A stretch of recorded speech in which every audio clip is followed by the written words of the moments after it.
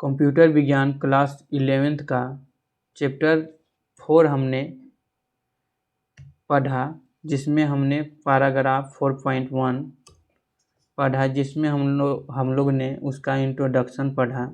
आज हम पढ़ेंगे 4.2 समस्या समाधान के चरण।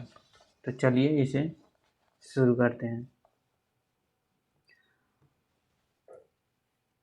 यानी 73, इसका पेज नंबर 62 है, तो इसका 74 हो जाएगा। तो यहाँ हमने समस्या समाधान के लिए कदम को आज हम देखेंगे। मान लीजिए कि ड्राइविंग करते समय एक वाहन अजीब शोर करने लगता है। हमें तुरंत समस्या का समाधान पता नहीं हो सकता। सबसे पहले हमें यह पहचानना होगा कि शोर कहाँ से आ रही है। यदि समस्या को हम स्वयं हल नहीं कर सकते तो हमें वाहन को मैकेनिक के पास ले जाना होगा।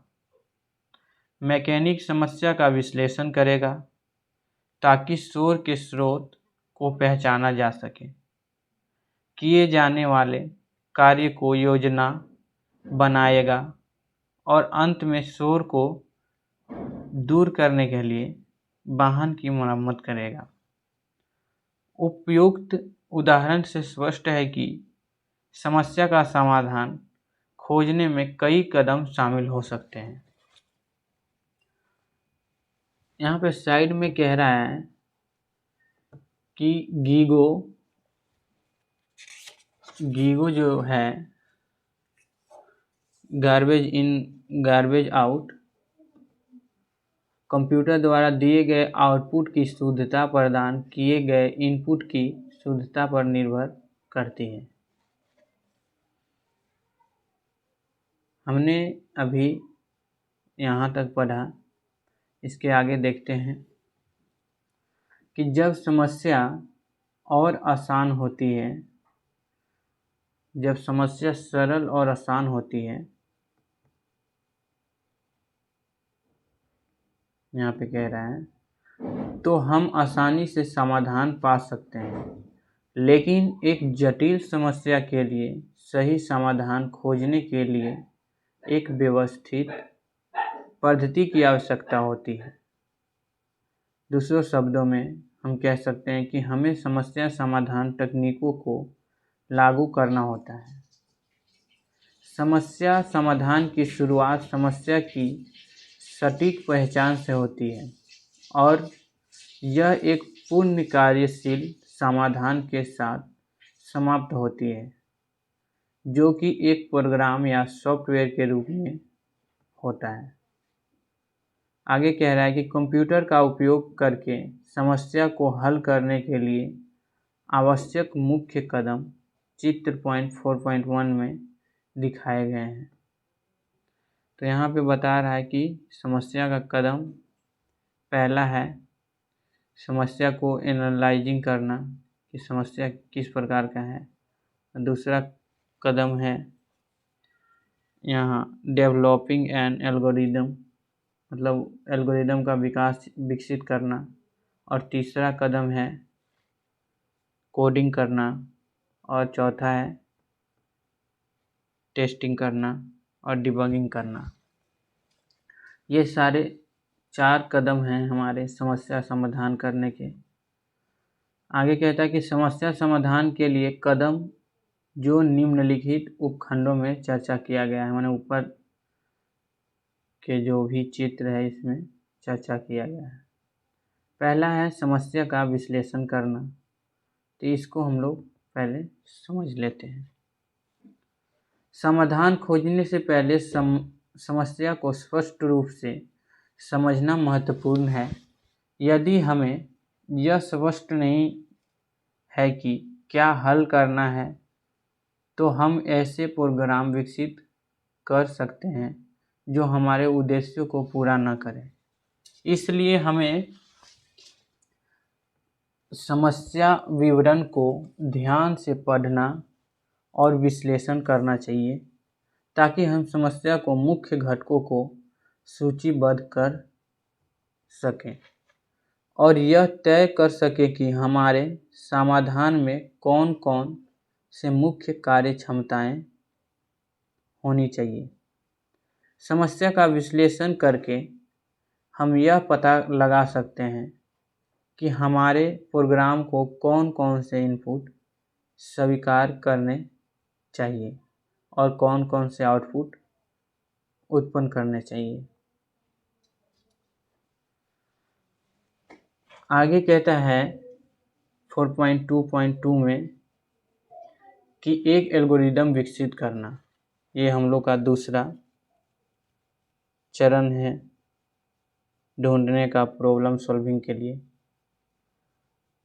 दूसरा स्टेप है। तो यहाँ पे साइड में लिखा हुआ है कि एल्गोरिदम सटीक कदमों का एक सेट जिसका पालन करने पर समस्या हल हो जाती है या आवश्यक कार्य पूरा हो जाता है, ये कह रहा है। आगे हम समझ लेते हैं इसको क्या क्या लिखा हुआ है इसमें। किसी दिए गए समस्या के लिए प्रोग्राम कोड लिखने से पहले समाधान तैयार करना आवश्यक है।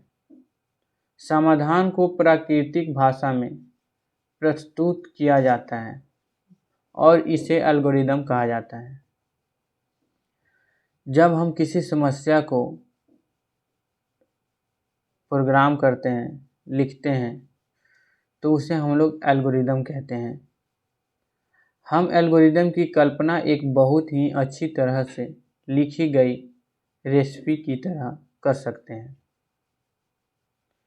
आगे क्या कहता है कि एक व्यंजन के लिए जिसमें स्पष्ट रूप से यह परिभाषित चरण होते हैं, यदि उनका पालन किया जाए तो अंत में व्यंजन तैयार हो जाएगा। हम एक प्रारंभिक समाधान योजना के साथ शुरू करते हैं और एल्गोरिदम को तब तक परिष्कृत करते हैं जब तक कि एल्गोरिदम इच्छित समाधान के सभी पहलुओं को पकड़ने में सक्षम न हो। जब तक हम समस्या को सही ढंग से नहीं समझ लेते हैं तब तक हम एल्गोरिदम नहीं लिखते हैं। आगे क्या कहता है, किसी दिए गए समस्या के लिए एक से अधिक एल्गोरिदम संभव है।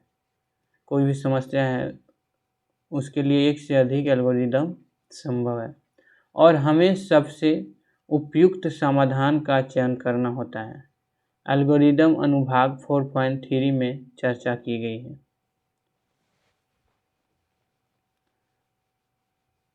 एल्गोरिदम का मतलब चर्चा किया गया है 4.3 में, वो हम लोग पढ़ेंगे। अभी 4.2 पढ़ रहे हैं हम लोग। तो 4.2.3 में कोडिंग बताया गया है कि ये जो तीसरा स्टेप है समस्या को सॉल्व करने का, उसको हम लोग समझ लेते हैं। एल्गोरिदम को अंतिम रूप देने के बाद हमें एल्गोरिदम को उस प्रारूप में परिवर्तित करना होता है जिसे कंप्यूटर समझ सके, ताकि इच्छित समाधान जो हमें चाहिए है वह समाधान उत्पन्न किया जा सके। प्रोग्राम लिखने के लिए विभिन्न उच्च स्तरीय प्रोग्रामिंग भाषाओं का उपयोग किया जा सके। आगे कहता है कि कोडिंग प्रक्रियाओं का विवरण रिकॉर्ड करना और समाधान का दस्तावेजीकरण करना भी समान रूप से महत्वपूर्ण है। यह बाद में प्रोग्रामों की समीक्षा करते समय सहायक होता है। कोडिंग को विस्तार से अनुभाग 4.8 में समझाया गया है। हम लोग कोडिंग को समझेंगे 4.8 में। अभी देख लेते हैं परीक्षण और डिबगिंग। जब हम लोग का कोडिंग हो जाता है तो ये चौथा स्टेप है जिसमें बताया जा रहा है कि बनाए गए प्रोग्राम का विभिन्न पैरामीटरों पर टेस्टिंग हम लोग करते हैं। तो यहाँ पे परीक्षण किया जाना चाहिए। प्रोग्राम को उपयोगकर्ता की आवश्यकताओं को पूरा करना चाहिए। इसे अपेक्षित समय के भीतर प्रतिक्रिया देनी चाहिए। यह सभी संभावित इनपुट के लिए सही आउटपुट उत्पन्न करना चाहिए। सिंटैक्स त्रुटियां की उपस्थिति में कोई आउटपुट प्राप्त नहीं होगा।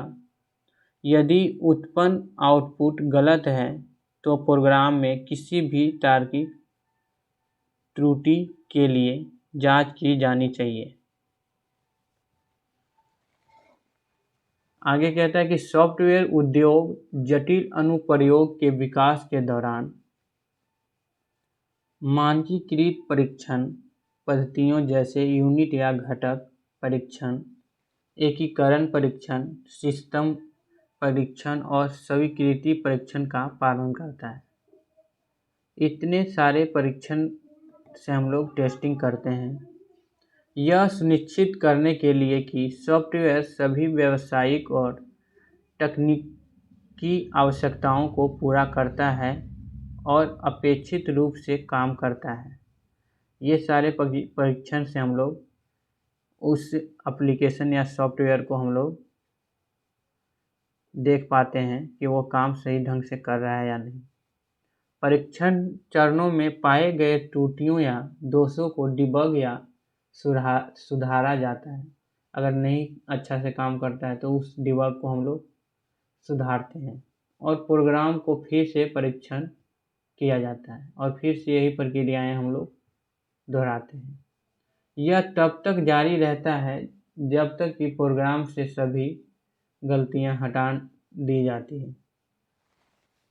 आगे कहता है कि एक बार सॉफ्टवेयर एप्लीकेशन विकसित, परीक्षित और उपयोगकर्ता को सौंप दिया गया तब भी कार्यक्षमता के संदर्भ में समस्या उत्पन्न हो सकती है और समय समय पर उन्हें हल करने की आवश्यकता होती है।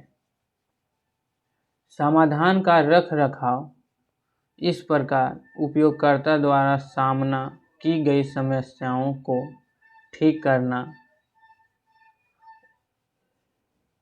उपयोगकर्ता की पूछताछ का उत्तर देना और यहाँ तक कि सुविधाओं के जोड़ने या संशोधन के अनुरोध को भी पूरा करना, ये सारी टेस्टिंग में हम लोग और डिबगिंग में करते हैं।